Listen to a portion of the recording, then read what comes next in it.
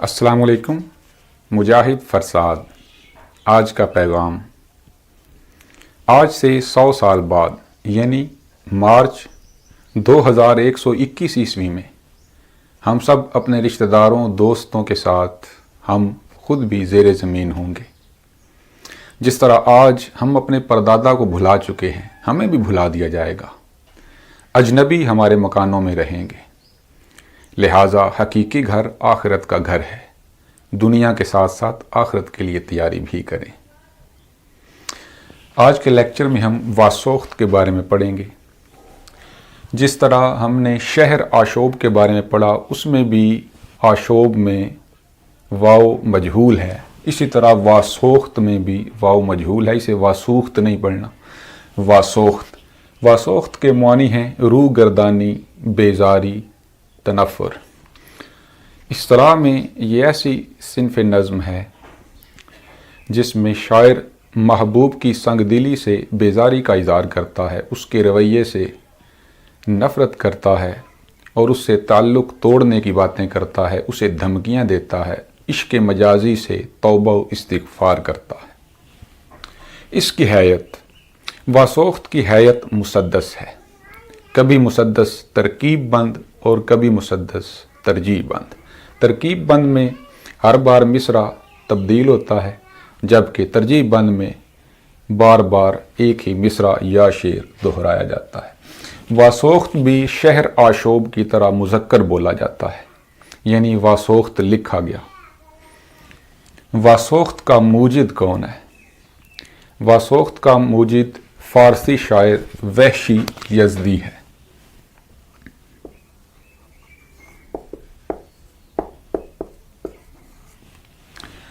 اردو واسوخت کے موجد میں اختلاف ہے. قیوم نظر ان کا کہنا ہے کہ مرزا رفیع سودا واسوخت کے موجد ہیں، جبکہ محمد حسین آزاد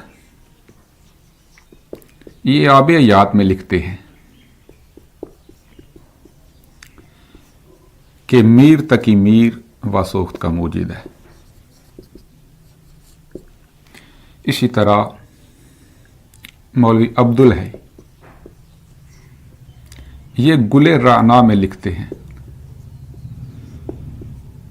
کہ میر تقی میر ہی واسوخت کا موجد ہے.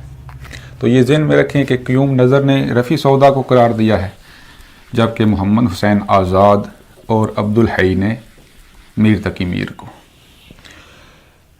رفیع سودا پر ویسے شیخ چاند نے بھی ایک مقالہ لکھا ہے اور انہوں نے بھی انکار ہی کیا ہے کہ سودا جو ہیں وہ پہلے واسوخت نگار نہیں، بلکہ انہوں نے یہ بھی کہا ہے کہ ابھی تک تعین ہی نہیں ہو سکا. واسوخت کا مکمل مجموعہ. واسوخت کے مکمل مجموعے بہت کم لکھے گئے ہیں. امیر مینائی نے مینائے سخن کے نام سے واسوختوں پر مکمل مجموعہ ایک لکھا ہے، یعنی اس میں صرف اور صرف واسوخت ہیں. دا کا ایک واسوخت بڑا مشہور ہے. اس کا شعر ہے، تو ہے ہر جائی تو اپنا بھی یہی طور سہی، تو نہیں اور سہی اور نہیں اور سہی. اردو واسوخت میں زیادہ شہرت کسے حاصل ہوئی ہے؟ لکھے تو کافی لوگوں نے ہیں، لیکن محققین کے مطابق امانت لکھنوی ان کو اردو واسوخت میں زیادہ شہرت ملی ہے. شعلہ جوالہ پہلے ذکر ہوا ہے کہ واسوخت کا مکمل مجموعہ امیر مینائی کا مینائے سخن کے عنوان سے ہے. شعلہ جوالہ جو ہے یہ 2 جلدوں پر مشتمل ہے، لکھنؤ سے شائع ہوا ہے. اس میں میر و سودا کے دور سے لے کر امیر مینائی اور داغ دہلوی ان کے دور تک جتنے واسوخت لکھے ہیں، چاہے کسی نے ایک لکھا ہے، چاہے 2 لکھے ہیں یا مکمل مجموعہ ہے، ان سب کا ذکر جو ہے وہ شعلہ جوالہ میں کیا گیا ہے. تو آج ہم نے واسوخت کے بارے میں پڑھا. انشاءاللہ اگلے لیکچر میں ہم ریختی کے بارے میں پڑھیں گے. بہت شکریہ. السلام علیکم، مجاہد فرساد۔ آج کا پیغام۔ حضرت موسیٰ علیہ السلام دودھ پیتے بچے تھے، کمزوری کی انتہا پر تھے کہ ان کو دریا میں پھینک دیا گیا۔ اس کے باوجود وہ محفوظ رہے، لیکن فرعون اپنی طاقت کی انتہا پر تھا، اس کے باوجود غرق ہو گیا۔ لہٰذا اپنا ہر معاملہ اللہ کے حوالے کر دیں، وہی بہترین کارساز ہے۔ آج ہم شہر آشوب کے بارے میں پڑھیں گے۔ اس کا درست تلفظ آشوب ہے، آشوب نہیں ہے، یعنی اس میں واو مجہول ہے، واو معروف نہیں ہے۔ تو شہر آشوب کے معانی، آشوب کے لغوی معنی ہیں بربادی، فتنہ، بگاڑ وغیرہ۔ اصطلاح میں شہر آشوب وہ نظم ہے جس میں کسی شہر یا ملک کی بربادی یا مختلف طبقوں، پیشوں یا لڑکوں کے حسن و جمال کی وجہ سے ہونے والے فتنے، بگاڑ وغیرہ کا ذکر کیا جاتا ہے۔ اس کی وجہ تسمیہ کیا ہے؟ مسعود حسن رضوی ادیب کہتے ہیں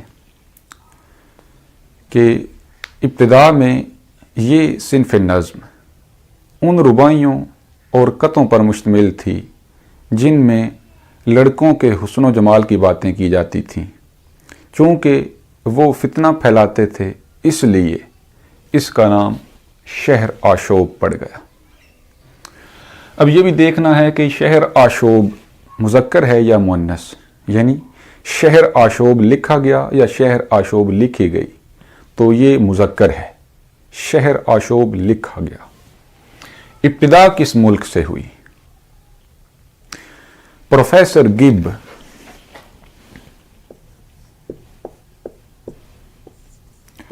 ان کا کہنا ہے کہ شہر آشوب کی ابتدا ترکی سے ہوئی، اور اس کا پہلا شاعر، اس کا موجد، وہ مسیحی نامی شاعر ہے۔ مسیحی۔ اب موجد کا اختلاف ہے۔ پروفیسر گب کہتے ہیں کہ مسیحی نامی ترکی شاعر تھا جس نے اس کی ابتدا کی، لیکن مسعود حسن رضوی ادیب کا کہنا ہے کہ مسعود سعد سلمان اس کا موجد ہے۔ پہلا شعر آشوب مسعود سعد سلمان نے لکھا۔ اب یہ ذرا بات یاد رکھنا آسان ہے، میں نے نام اس لیے لکھ دیے ہیں کہ جو کہنے والے ہیں ان کا نام بھی مسعود ہے اور جو موجد ہے ان کا نام بھی مسعود ہے۔ اب مسعود سعد سلمان کے بارے میں مسعود حسن رضوی ادیب لکھتے ہیں کہ ان کی جو فارسی کلیات ہے اس میں 92 قطعے ایسے تھے جو شہر آشوب کہلا سکتے۔ کون سا رنگ غالب ہے؟ یعنی شہر آشوب میں کون سا رنگ غالب ہوتا ہے؟ عام طور پر تو یہ طنز و مزاح پر مشتمل ہوتا ہے، لیکن 1857 عیسوی کی جنگ آزادی کے بعد اس کا رنگ مرثیے اور نوحے والا ہو گیا۔ اس کی اقسام، شہر آشوب کی 3 اقسام ہیں۔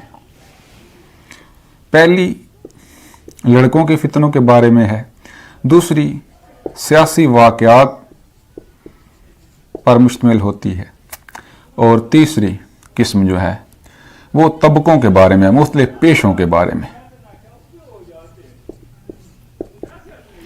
لڑکوں کے بارے میں، سیاسی واقعات کے بارے میں، طبقوں اور پیشوں کے بارے میں۔ اب ان میں قدر مشترک کون سی ہے؟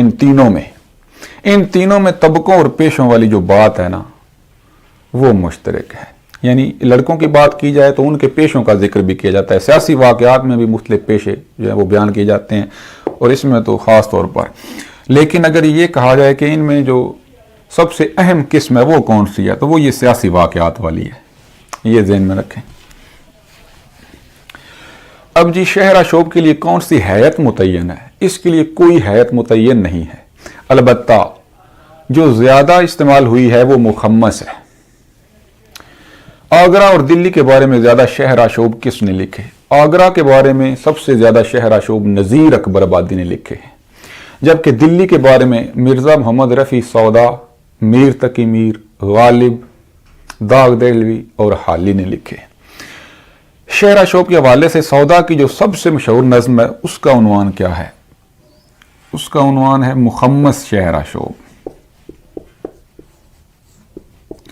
اور علامہ اقبال کی کون سی نظم ہے جو شعر آشوب کے حوالے سے مشہور ہے؟ وہ سکلیہ ہے۔ سکلیہ روم کا ایک جزیرہ تھا جس پر مسلمانوں نے 500 سال حکومت کی، بعد میں وہ دوسروں کے حوالے ہو گیا، انہوں نے چھین لیا، اس پر قبضہ کر لیا۔ تو علامہ اقبال کا گزر ادھر سے ہوا تو ان کو افسوس ہوا، انہوں نے پھر درد بھرے لہجے میں سکلیہ نامی شہر آشوب لکھے۔ آج ہم نے شہر آشوب کے بارے میں معلومات دی ہیں، انشاءاللہ اگلے لیکچر میں ہم واسوخت اور ریختی کے بارے میں گفتگو کریں گے۔ بہت شکریہ۔